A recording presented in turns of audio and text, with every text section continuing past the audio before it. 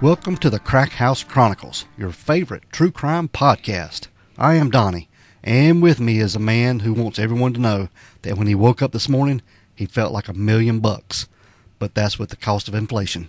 It's Dale. Yeah, like $1.39. More like it. Actually, dude, I thought that of me because, man, I've been sick for about a week. Yeah, I know, man. You good to see you on the mend. I'm on the mend, You yeah. was a little Mr. Pitiful there a couple of days. Man, I was puny. Yeah, I felt like $1,000,000 with the cost of inflation. It was rough. Well, glad you're back on your feet. Yeah, I'm on the mend, I think. On the mend. On the mend. What's going on, dude? Oh, same old, except it's cold as shit. It is cold. You like that stuff. I don't care nothing about it. I like the cold weather. I'm at 27 degrees this morning, or 26. That's enough. Yeah, I dig it. Yeah. Walk outside and see your breath. No thanks. Oh, yeah. It ain't for you, huh? You can have that. Nah, I love it. I'll take all of it. All right. You got any good shout-outs, bud? Man, we got one tremendous shout-out coming to you. We got to say shout-out for Apple Podcast 5-star. 5-star. 5-star review we got from our friend Sarah Rose 904, and she says, current favorite podcast. I found this current favorite podcast ! I'm gonna leave that out. I found this podcast about a week ago and seriously can't get enough of it. The cases they discuss seem so more unique than what I'm used to hearing. Do yourself a favor and add this station to your library. And Sarah, we really appreciate you. Thank you so much for that. And hope you enjoy your shout-out. We appreciate you, sir, and tell all your friends about us. Yeah. Tell everybody you know. Yeah, that's usually our best way of getting recruitment, is having other folks tell somebody. Man, that word-of-mouth stuff is good stuff. It's good stuff. It is. It is. Yep. Can't buy that. Yep. And we don't do this often, but we want everybody to check out our social media pages, our Facebook pages. We have a regular Crack House Chronicles Facebook page, and we have a Fans of Crack House Chronicles page. Yes. It's where it's all you guys can get in there and interact with each other and talk about our cases or talk about stuff we post and just have a good old time. Yeah, and then on the Facebook page, at the top I got pinned is a Lisbon survey. If you guys jump on there and take that survey for us. Okay. It's only like 2 or 3 questions. It's real simple. Yeah. Yeah, but I got it pinned at the top of the page. Okay, and it'll help get us monetized. Yeah, move us up some ratings a little bit. Yep. Maybe Samsung will pay attention. Yeah, it sure will. And check out our Instagram. We don't post a lot on Instagram every once in a while, but check us out on there. We'll post pictures and stuff we're doing and cases we're covering. Yeah, we got a Twitter, and I don't really ever use that either, but we try. Yep. We got a lot of stuff we're doing.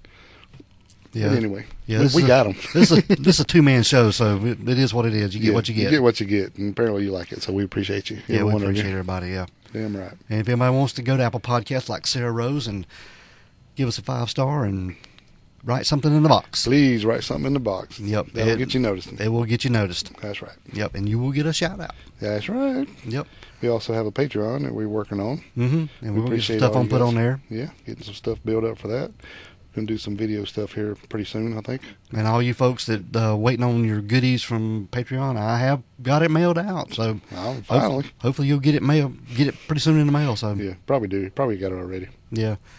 So I hope so. Yeah, cool. Yep. All right, nothing else, Dale. Nothing else. We got super special episode. Yeah, we've got a very unique episode today. We've got an interview we're doing. And before we get started, let's just remind everybody they need to go back and check out episode 61 we did. Yes. This is on 13 Minutes, Patrice Endres. Yep. It's a case we covered from a woman in Georgia. She was running a beauty salon down there and disappeared. All within 13 minutes. Yep. She disappeared on April 15th of 2004. And you can also check out the new series on Netflix called Unsolved Mysteries. If you go there and check that out, that was season 1, episode 2. Yeah. And you need to check that out if you want to. Yeah, they covered it there as well. Yeah. But today, Dale, we are privileged. Yes, and very honored. much so. Yes. Yeah, this has been a long time in the works, and we threw it around back and forth. Should we do it? Should we not do it? Should we reach out to him? But we did. We did, and he was happy to do it. But we are pleased to have on the show today the son of Patrice Endres, Pistol Black. Mr. Pistol Black. Yeah. Welcome to the show, Pistol. I appreciate it, guys. I'm happy to be here. We appreciate you being on here and doing this for us. Before we get started, just tell us a little bit of background on you and your mom. You know, we watched you on Unsolved Mysteries, and it seemed you guys were pretty tight. Yeah. I'll put it to you like this. So my mother was pretty much an extremely outgoing person. Yeah. So it was hard to keep up. But, you know, she kept me busy as well with just about everything you can imagine. So, you know, and for a long time it was, you know, her and I without the man that she had married, that you guys had, you know, been aware of on Unsolved Mysteries. As far as my mother and I went, we spent a lot of time together, just her and I, 'cause she was a single parent for quite a few years of my life. Mm-hmm. And it pretty much was the same, you know, once her late husband came into play, and a bunch of jealousy issues. But she tried to make sure that I was still, you know, full force, taken care of regardless of any situation that may have come into play. You know, and it's just, we did a lot of stuff, just her and I, you know. Right. A very athletic person, a driven person. She made sure I had everything I ever wanted. It seemed like she was there for you on everything you did, too, all your athletic events and all your school activities. Yeah. And every game and everything, yeah. I'll put it to you like this, guys. If I mention something, or one of the coaches at any of the schools I went to mentioned something, it's, okay, yeah, you're going to do that. You're going to win, and whatever it takes. Wow. Awesome. Like, wow. Yeah. That's pretty dang cool. Let's go to April 15th of 2004. Now, this was the day that your mom went missing, but that morning, you and her got in some kind of little argument or something that morning about a girlfriend or something. Is that right? Yeah, that's true. So, my mother would wake me up in the morning, and the way she would wake me up is I'd hear the treadmill start running. Okay. Uh-huh. And it was extremely early every morning, probably 4:30. And then of course I lived 40 minutes from the high school that I was going to. So we also had that commute. Right. And she had another 20 minutes from there. But we'd gotten into it because she wanted to stop and get breakfast and all this. And I was, you know, hurrying, spend, you know, extra 15 minutes with that girl that I was dating at the time. Got into it, but, you know, it's one of those situations where at the end of the day, it was a small argument. It wasn't something that would, you know, become something bigger later on in the day. So, and of course, she still got me there with 10 minutes to spare, of course, even though we had argued about the situation in general. So, you know, that was the type of person she was. Hard love, but, you know, love nonetheless. So as my day progressed from that point, you know, of course I was happy at that point getting there and, you know, able to hang out with the chick that was there. So my day went on and I was about probably 2/3 of the way through my day, and I had a school resource officer, come in to a class that I was in. I think it was biology or something of that nature, but came in and he asked me if I had spoke with my mother, okay, or heard from her, and like, or knew where she was. And I said, well, I'm assuming she's, you know, at her hair salon because if she's not around me, that's normally where she is. He said, well, you mind trying to give her a call? So, you know, of course I had a cell phone that she would call me and keep tabs on where I was at and what I was doing, because it was always some kind of extracurricular after school. Right. But I hadn't had any text messages or anything since that morning. So I just assumed she was busy.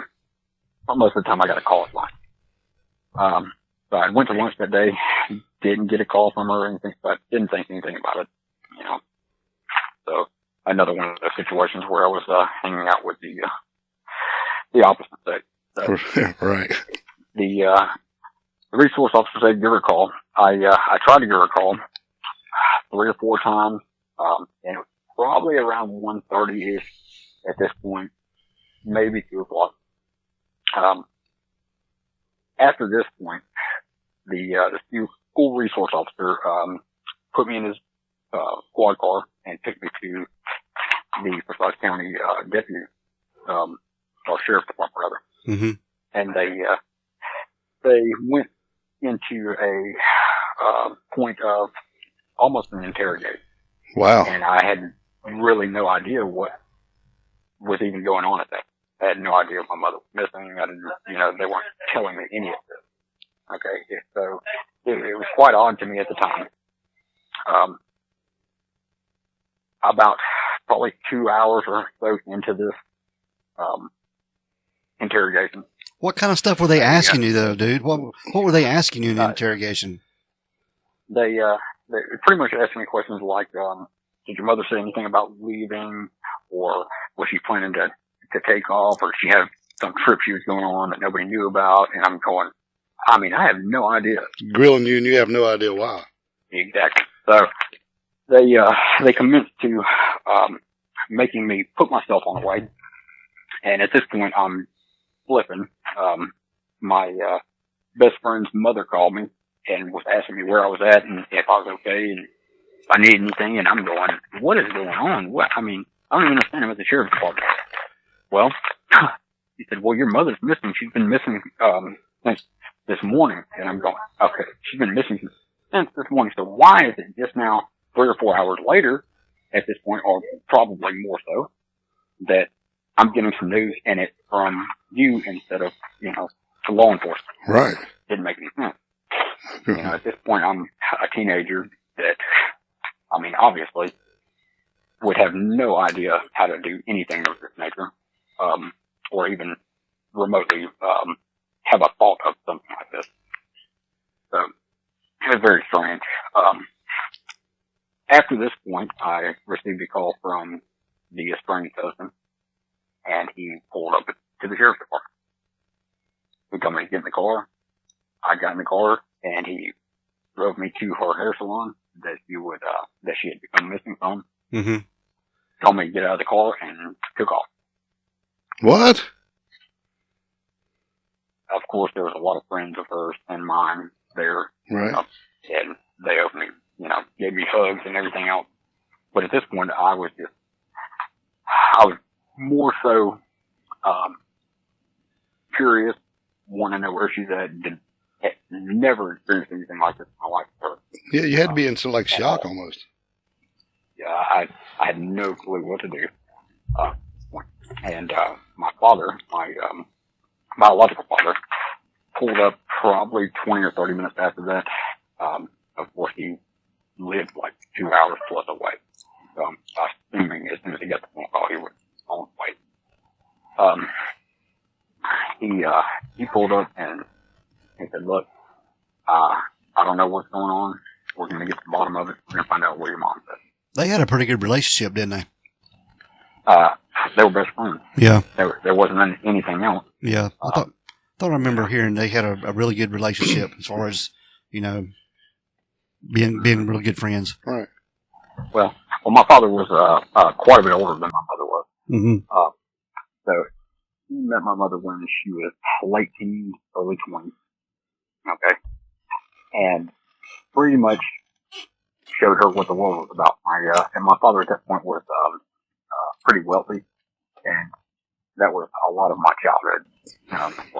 Mm-hmm. However, there was other demons that I was unaware of in that mix. So that relationship dissolved, but they never made any type of situation. Yeah. Where there was any kind of strife between them, or I wasn't able to see one or the other, or anything like that. So that's good. And I didn't understand it. The estranged husband had some kind of vendetta against my father, and he just, regardless of what my mother tried to tell him, he was always on some kind of ulterior fault. But like I said, I had never seen my mother and father since they had split up, Mm-hmm. had any kind of physical relationship other than nice to see you, give me a hug. That's what it was. Right. They're best friends. So when you got to the beauty shop, what did you see there? I mean, did you go inside and look around? Was you looking for stuff? Or did they let you? They didn't allow me in. When I got there, it was a parking lot full of GBI, and it was cautioned off. Yeah.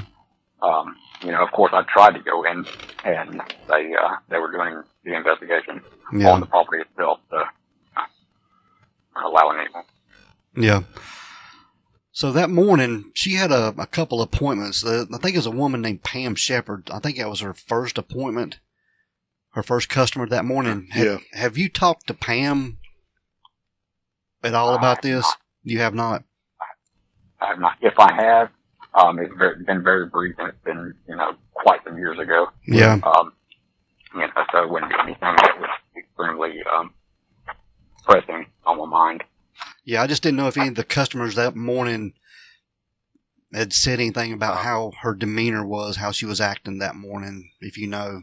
The only thing that I do know is the appointment that she had before this transpired. Mm-hmm.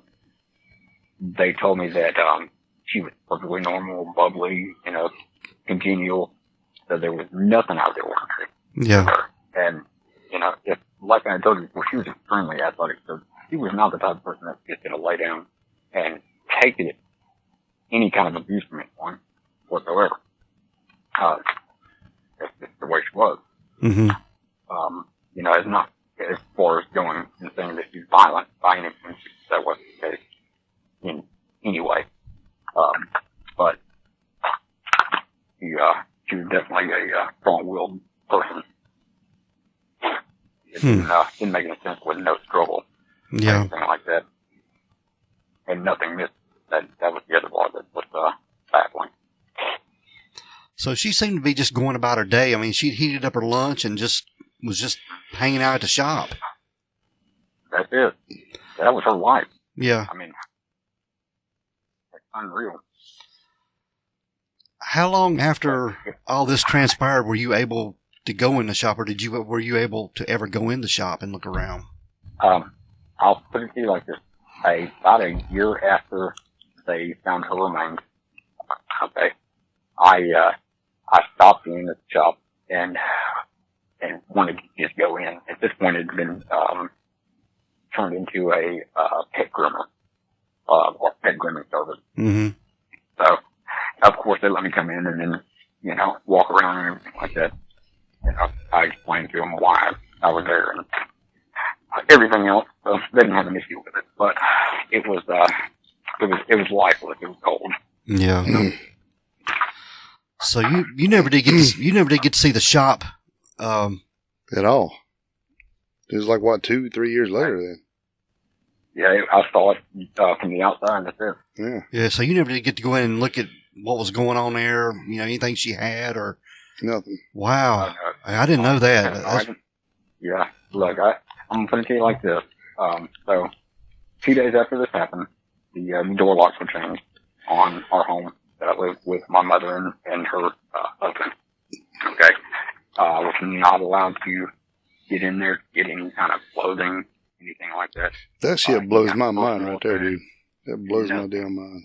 And I mean, I'll put it to you like this, guys, and I don't know really if I'm supposed to go into the legal end of this, but when it came down to it, I got one of my mother's cars. I did not receive my car. He thought it would be funny to take it and sell it to the neighbor for $500 for some reason. Wow. God almighty. Okay. Didn't receive a single picture of my mother. No personal effect whatsoever. I mean, pretty much that part of my life is like a piece of paper that burned up. And so that's still true to this day. You still don't have anything? I have pictures over the years that I've received from different family members that have come across them. But nothing from him? No, nothing. What I've the? never received a single thing. Man. So the morning you got up and she was taking you to school, that was the last time you were in that home, right? That was correct. Yeah. When I went back to try to get some things, I wasn't even allowed in the home. Officers had to go in and actually get things that I was asking for, mm-hmm. and it was hit or miss. You know what I'm saying? As far as like, just when I showed up at the house, he actually called the police and had them under the impression that I was trying to break into Actually, This just infuriates me, man. Yeah, I'm telling you. It's unreal. That was just blows our mind, man. I mean, it really, and probably blows a lot of people's mind that you were treated that way, not to be able to go back into your own home that day. I just, I'm just trying to figure out where did you go that night? Yeah, after they dropped you off at the salon and left, and then your biological dad shows up, and then you went with him.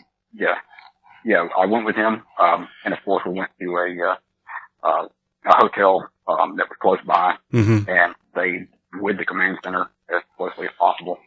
And then after about a week or so staying in the hotel and not really getting any kind of leeway or any kind of update or clues or anything like that had gone, we actually went to my aunt's house on Old Mill Parkway, which was Alpharetta, about 20 minutes away.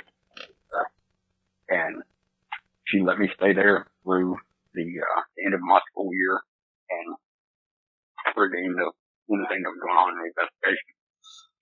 That area was pretty much all I knew as far as my childhood went. Friends that I'd known for years and years. Of course, I stayed at the command center as much as possible during on-site dealing. So I'd have tons of friends that come to check on me and bring me food or ask me if I needed a place to stay or anything like that. Their parents as well. But that was not really on my agenda. Pretty much, look, I need to figure out what's going on with my mother and get back to her house. So. How often do the authorities talk to you now, or how often do you hear from them? I'll pretty like it's probably been 4 or 5 years since I spoke with the TBI. And it was just pretty much training from like things that inmates had said or heard or asked me about different things about my mother or what kind of jewelry she wore and how she was. Because they had serial killers that were trying to add her to I guess their list of condemned, and it's none of it rang true. But up till that point, I probably spoke with them every 2 or 3 months. Just randomly, they'd call me out of the blue and say, "Hey, meet me in Douglasville at this office complex." Yeah. And that's all it would be. So I don't guess you hear from Rob at all, do you? No, I have not spoken to him. Probably since about a month after he went there. Wow. With the exception of a litigation with a lawyer when he was the Lord, I can't even think on that one, executor of the estate rather. So, with his will to do whatever he wanted to with it, all of the property, including their salon and everything else. What did he have to say to you the last time you spoke to him? He said, "Well, what are you going to do now that your cash cow's gone?" Holy shit. Dude, I'm sorry. I swear to God.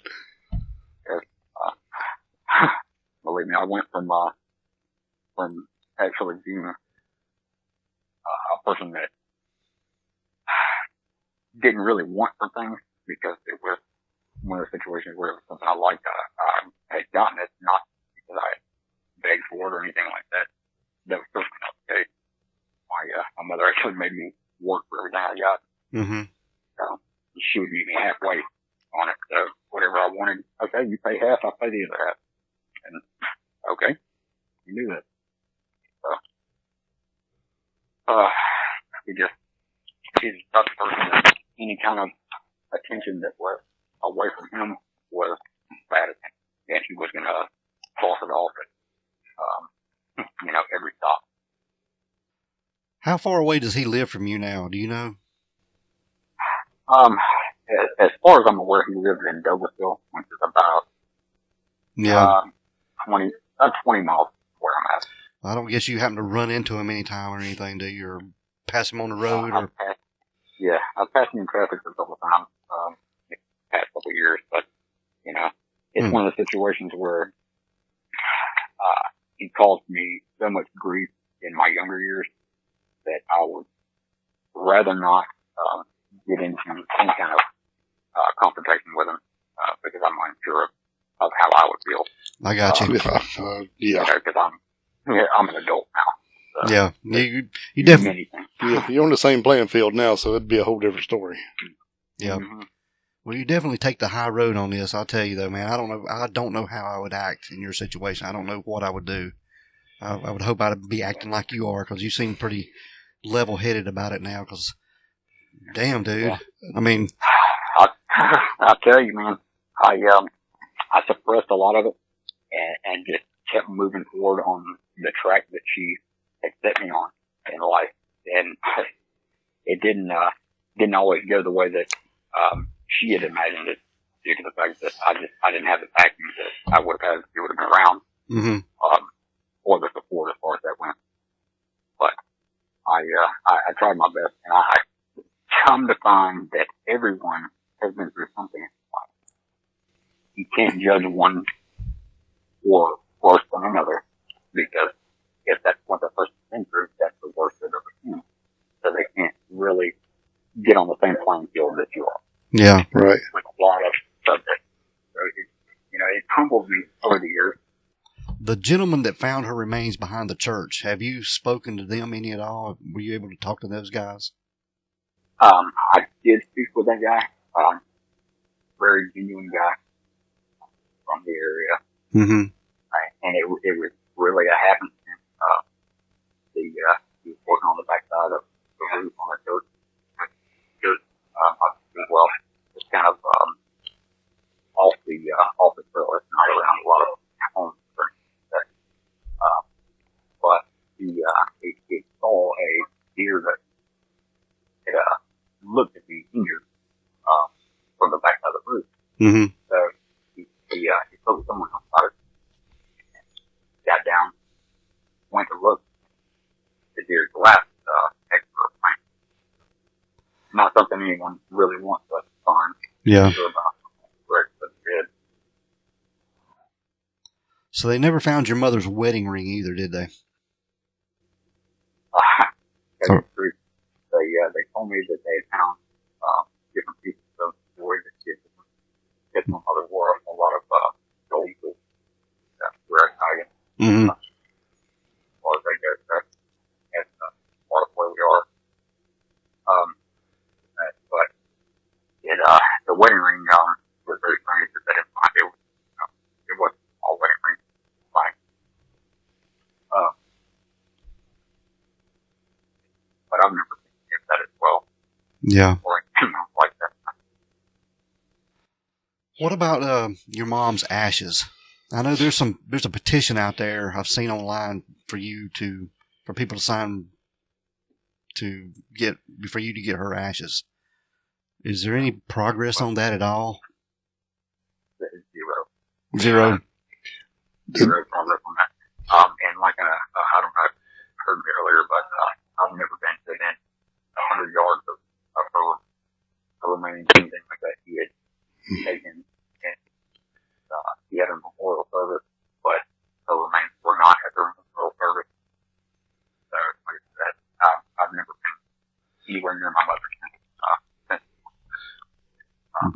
Did you say that her remains were not at the, or her cremains were not at her service? Yeah, they were not at the.